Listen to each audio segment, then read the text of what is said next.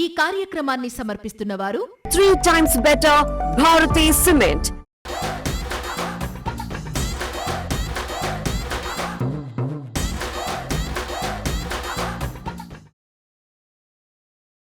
అందరికీ శనార్థులు గరం గరం వార్తలకు స్వాగతం. ముందుగల హెడ్లైన్స్ చూద్దాం. మహిళ కాళ్ళు మొక్కి బతిలాడినరు కార్యకర్తలు. సర్పంచ్గా పోటీ చేసి చేయాలన్నట ఊరికి సేవలు. మందేసి కూస్తున్నాడు పులికి పెట్టిన బోనుల. జర్రంతైతే వాడేటోడు పెద్ద పరేషాన్ల. కస్టమర్కి వచ్చెత్తుకపోయిండు బంగారం షెయిను. దొంగోని పనికి ఓనర్ కొట్టుకుండు తలకాయను. సీటు దొరక కొట్టుకున్న ఇద్దరు అక్కలు. టికెట్ కొట్టే విషయంలో కండక్టర్కు మహిళకు నడుమ పంచాయతీ. చేయి ఎత్తిన దగ్గర బస్సు ఆపలేదని డ్రైవర్తోని పంచాయతీ. ఇగో ఈ నడుమ ఇసొంటి వార్తలు చాలా మటుకు వినబడుతున్నాయి. చూసినాం కూడా కదా. అయితే ఈడ మాత్రం ఒక బస్సులో ఏం పంచాయతీ అయిందంటే చెప్పుడెందుకు చూసేయండి. ఓ కొట్టుడు ఓ అక్క జర ఆగండి, అట్లా కొడుతున్నారేంది అన్నను. రాములా ఇంకో అక్కలేసి కొడుతున్నది కదా.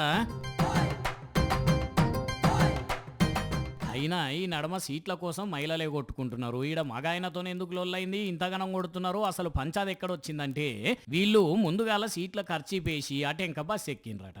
ఇంతలో ఈ అన్నొచ్చి కూర్చొని లెమ్మంటే లేవకుండేసరికి మాట పెరిగి ఇగో ఇట్లా కొట్టుకునే కాడికి వచ్చింది. అగా చూడండి పాపం అన్న జుట్టు వీక్ ఎట్లా కొట్టిండ్రు.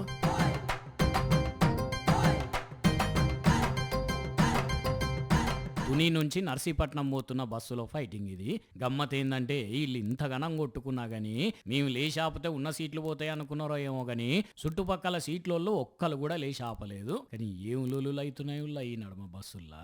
నెల రోజులకోసారి, 3 నెలలకోసారి, 6 నెలలకోసారి, ఏడాదికోసారి కొన్ని ఫ్యామిలీలు అట్లా బయటి దేశాలకు, బయటి రాష్ట్రాలకు, పక్క జిల్లాలకు టూర్కు పోయి వస్తారు.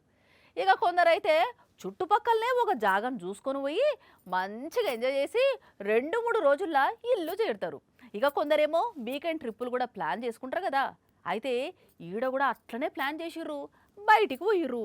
ఇక అట ఇంకా ఏమైందన్నది మీరు చూసి తీరాల్సిందే. అగో ఫ్యామిలీ ట్రిప్పులు, వీకెండ్ ట్రిప్పులు, బయటి దేశాలు, బయటి రాష్ట్రాలు అన్నారు. తీరా చూస్తేనేమో పెద్ద క్రేన్లతోని కిందికి దించుతున్నారు. పోలీసులు ఉన్నారు. హడావిడి ఆగమాగం ఉన్నది.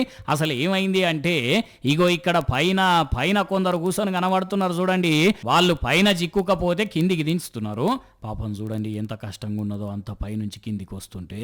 అయినా వీళ్ళు ఎందుకు పైకి పోయినరు, దింపేందుకు పోలీసులు, ఫైర్ డిపార్ట్మెంట్ వాళ్ళు ఎందుకు వచ్చిండ్రంటే కేరళ రాష్ట్రంలో ఒక ఫ్యామిలీలో 4 స్కై డైనింగ్ రెస్టారెంట్ పోయి మంచిగానే తిన్నారు, అంతా అయిపోయింది.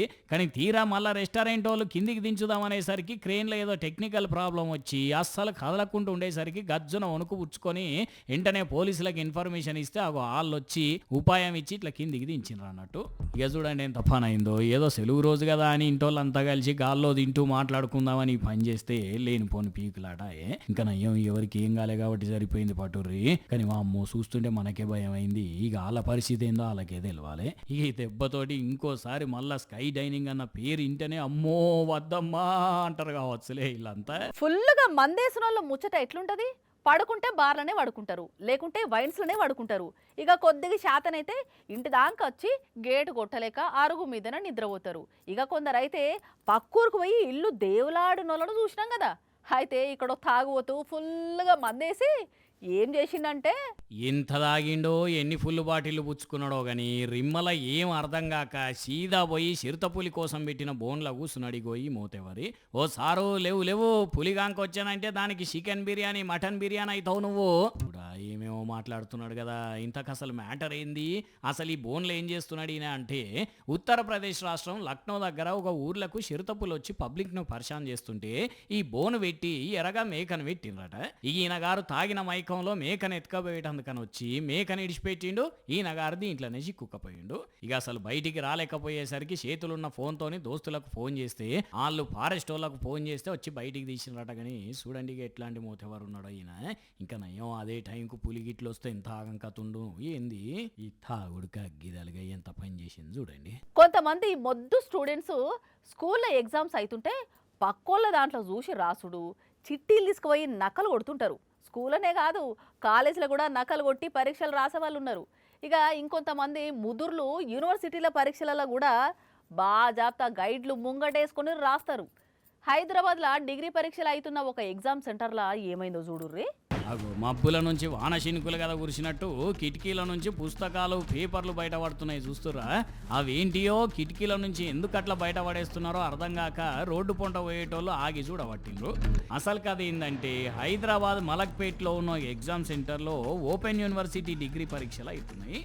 ఓపెన్ యూనివర్సిటీయే కదా, అడిగేటోడేవాడు చూసేటోడేవాడు అనుకున్నారో ఏందో బాజాప్తా గైడ్లు పట్టుకొని అవి చూసుకుంటా పరీక్షలు రాస్తున్నారట. గాయంత మాస్ కాపీయింగ్ జరుగుతున్నదని పెద్ద సార్లకి ఎవరో కంప్లైంట్ ఇచ్చేసరికి వెంటనే ఆ కాలేజీకి ఫ్లయింగ్ స్క్వాడ్ పోయిండ్రు.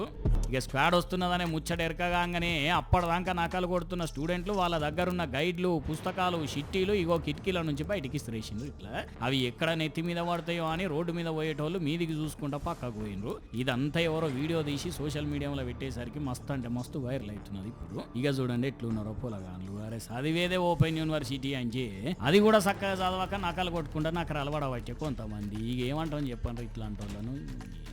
ఇగో ఇవల్ల ఇయాల్టి గరం గరం వార్తలు మన టైం ఎరకనే కదా, రాత్రి 8:30కు పొద్దుగల 8:30కు. సరేనా?